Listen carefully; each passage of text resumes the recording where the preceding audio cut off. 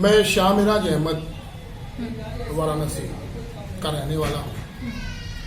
अच्छा, आपसे एक सवाल पूछते हैं। ये जो हिजाब को लेकर के कर्नाटक से जो सवाल उठी है उसके बारे में आप क्या कहना चाहते हैं?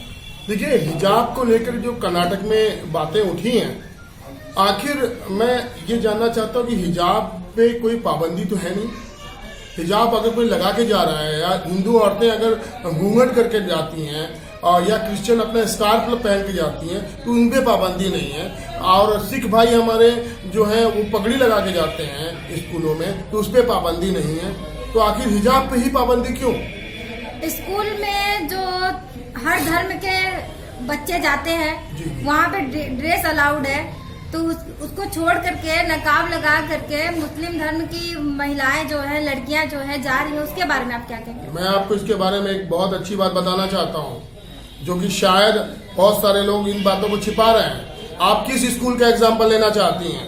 आप किस स्कूल का एग्जाम्पल लेना चाहती हैं? मैं आपको किसी भी मॉडर्न स्कूल की बात करेंगे, कोई मॉडल स्कूल की बात करेंगे, तो मैं केंद्रीय विद्यालय की बात करता हूँ। जो केंद्रीय विद्यालय सेंट्रल द्वारा बनाया गया है, वो सेंट्रल द्वारा इसलिए बनाया गया है केंद्रीय विद्यालय कि मान लीजिए किसी भी स्टेट में केंद्र के लोगों को ट्रांसफर अगर होता है, तो वो ट्रांसफर के लिए वो केंद्रीय विद्यालय का सबका सिलेबस बच्चों का एक हो। जिस वक्त केंद्रीय विद्यालय बनाया जा रहा था, उस वक्त भी केंद्रीय विद्यालय ने अपना एक ड्रेस जो है वो बनवाया था, और उस ड्रेस कोड में हिजाब शब्द भी लिखा हुआ है, और बाकायदा हिजाब के बारे में ये भी बताया गया है कि हिजाब किस रंग का होगा। हिजाब ग्रे कलर का होगा, और उसमें ये भी लिखा हुआ है कि अगर कोई पंजाबी बंदा या सिख मेरे भाई अगर वो पगड़ी अपना लगाते हैं, तो वो भी ग्रे कलर की पगड़ी लगाएंगे, और कुछ विविधता लाने के लिए रेड कलर की स्ट्रिप लगाएंगे। तो ऐसी कोई बात नहीं है। और दूसरी बात जो आपने ये बोला कि कर्नाटक के बारे में, तो आखिर मैं ये बोलना चाहता हूँ कि हिजाब का मसला हो या किसी तरह का कोई भी मसला हो, वो कर्नाटक से ही क्यों शुरू होता है? कर्नाटक में, क्योंकि मुझे तो ये लग रहा है कि कर्नाटक हिंदुत्व के लिए एक बहुत ही बड़ा गेटवे है, जहां से हर तरह हिंदुत्व की बातें हो जाती हैं।